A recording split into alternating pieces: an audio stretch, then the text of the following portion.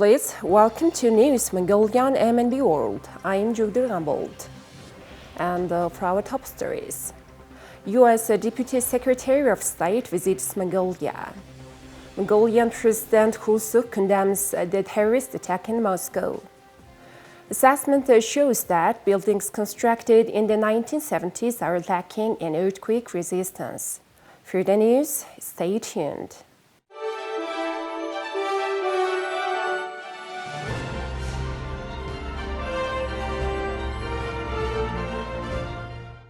U.S. Deputy Secretary of State Kurt Campbell paid a working visit to Mongolia on March 22nd and 23rd. The Prime Minister of Mongolia met with the Deputy Secretary on March 22nd.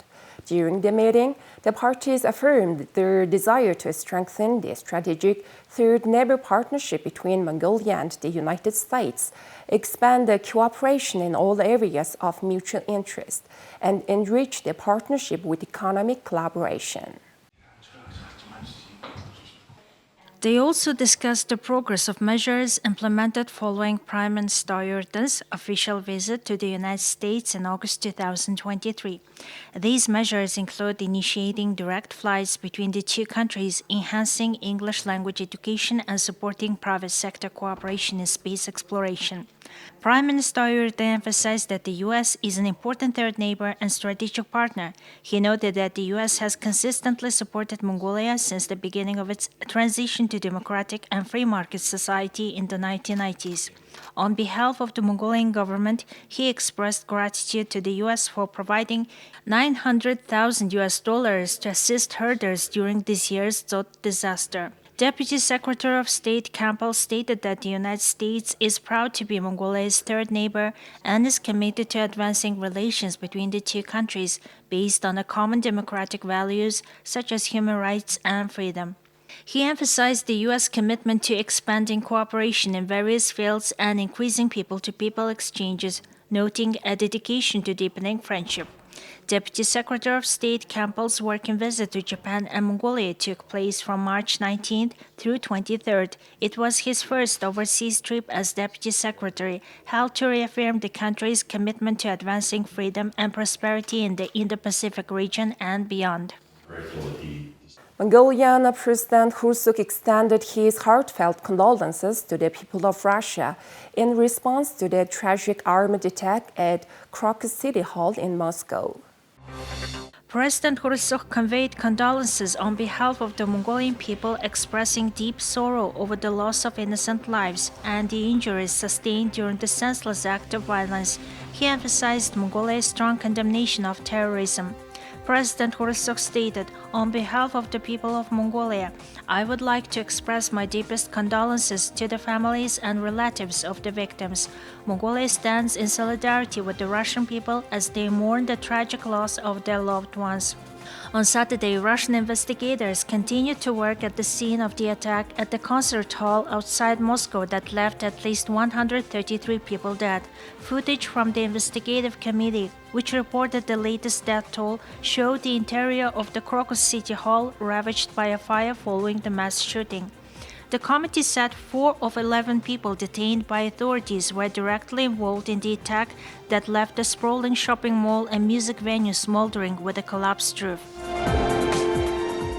With the seismic events doubling in frequency, 900 buildings in Ulaanbaatar were assessed for earthquake safety, revealing alarming results. A staggering 60% of the structure were not equipped to withstand earthquakes. Particularly concerning was the revelation that buildings constructed in the 1970s, a period marked by rapid urbanization and less stringent building codes, were notably lacking in earthquake resistance measures. Mongolia experienced an unusually high frequency of seismic activity in 2023, with records of over 49,000 earthquakes across the country. 42 earthquakes registered magnitudes ranging from 3.5 to 4.2 on the Richter scale.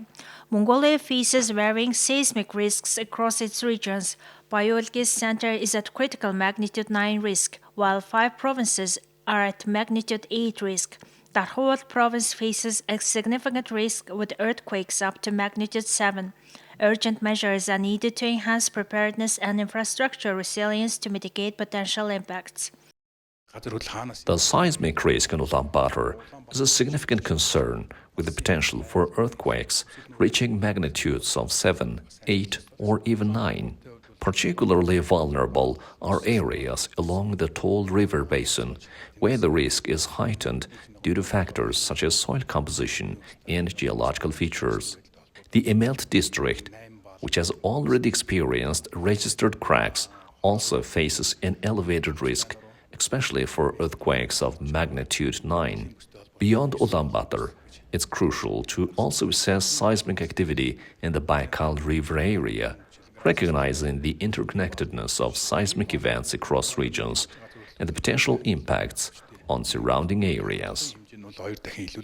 Approximately 1,700 apartment buildings and other structures were constructed before or around 1970s. These older structures are of particular concern in terms of earthquake resistance, as they may not meet modern building standards and could be more susceptible to damage during seismic events. The Ulaanbaatar Renewal Project faces several challenges that need to be addressed for its successful implementation. One significant challenge is the requirement for a tripartite agreement involving apartment owners, project implementing companies, and the state.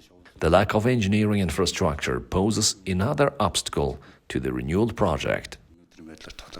Overcoming these challenges will require collaboration and coordination between various stakeholders, including government agencies, private sector partners, and communities.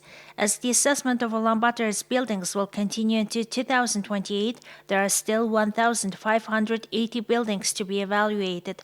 This ongoing process is crucial for identifying structures that may be vulnerable to earthquakes and determining the measures needed to improve their resilience. Please take a look at currency exchange rates provided by the Mongol Bank.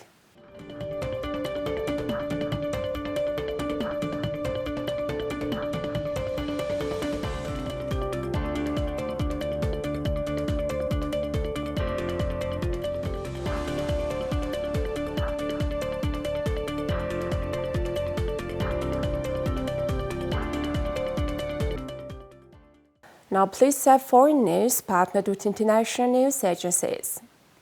The Russian Ministry of Civil Defense, Emergencies and Disaster Relief said on Saturday that the open fire in the concert hall had been extinguished. During a televised address to the nation after the deadly shooting, Russian President said all 4 perpetrators of the terrorist attack were arrested. He also declared March 24 a day of national mourning in Russia for those who killed in the terrorist attack. A survivor of the terrorist attack at a concert hall in northwestern Moscow Oblast recalled the horrifying ordeal when gunmen gained access into a packed building and opened fire on innocent civilians. The mass shooting happened at the Crocus City Hall concert venue in Krasnogorsk, a suburb of Moscow Oblast. The shooters used automatic weapons at the site and set fire with flammable liquid, according to the authorities. The witness said the attack happened as people were queuing for security checks, with shots being fired on the street before mayhem ensued. Like everyone else, we entered from the main entrance of the concert hall and started queuing. We stopped at the security gate and opened our bags, preparing for the security check. There were about 10 people ahead of us in the line and some others lining up behind us, as well as some people who came later. That's when someone started shooting at the building, and the shooting started in the street first. We didn't know what was going on. The glass was very thick. They tried to enter the building after breaking the glass wall, but they failed. Then they went around to an entrance 200 meters away, where their plan succeeded. There were 4 security lanes in the concert hall, and we were queuing in the 4th, away from the glass wall. I had just returned to the line, then they came inside and started shooting at the crowd. I looked at my watch and it was 7:52 p.m. when they started shooting at us. We started to feel panic when we saw someone had fallen down. We were shouting, "Run away," and then find somewhere to hide. ISIS has claimed responsibility for an attack at a popular concert hall complex near Moscow Friday after assailants stormed the venue with guns and incendiary devices. The terror group took responsibility for the attack in a short statement published by the Islamic State-affiliated news agency Amaq on Telegram on Friday. It didn't provide evidence to support the claim. Russia's President Vladimir Putin on Saturday suggested that terrorists who initiated the attack at a Moscow concert hall were helped by someone based in Ukraine without providing evidence. Ukraine, which has been defending itself from Russia's full-scale invasion for 2 years, has repeatedly denied any links to the attackers, with the Ukrainian Foreign Ministry labeling Moscow's accusations as a Kremlin attempt to mobilize Russian citizens against Ukraine and to try to distance the international community from Kiev. Polish Defense Minister Władysław Kozyna-Kamysz confirmed on Sunday that a Russian missile entered its airspace amid a massive attack on Ukraine. During a news conference in Krakow, Kozyna-Kamysz said there was a violation of Polish airspace at 4:23 a.m. by one of the cruise missiles launched by Russia against towns in western Ukraine.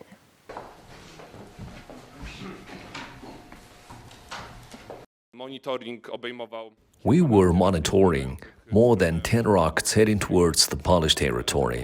The monitoring included exchange of information with the Ukrainian side. At 4:43 a.m., one of the Russian missiles violated the Polish airspace. The object entered it over the village of Osardo in Lublin Voivodeship. The object stayed in the Polish airspace for 39 seconds and protruded into Poland for 1 to 2 kilometers. The rocket was monitored by the Polish radio location systems. As I mentioned, all the strategic procedures were immediately launched and the Polish and NATO F-16 fighters were activated. As last night's rocket attack on Ukraine was one of the most intense since the beginning of the Russian aggression, all the strategic procedures were launched on time. The object was monitored until it left the Polish airspace. A statement from the Operation Command of Poland said that military radar systems observed the missile the entire time and all necessary procedures were launched to ensure the safety of Polish airspace. The Polish Foreign Ministry said it would demand explanations from the Russian Federation in connection with another violation of the country's airspace. Since Russia invaded Ukraine, there have been a number of intrusions into Polish airspace. Well, that's all for today. Thank you for staying tuned. We'll see you next time with more news and updates. Have a good day.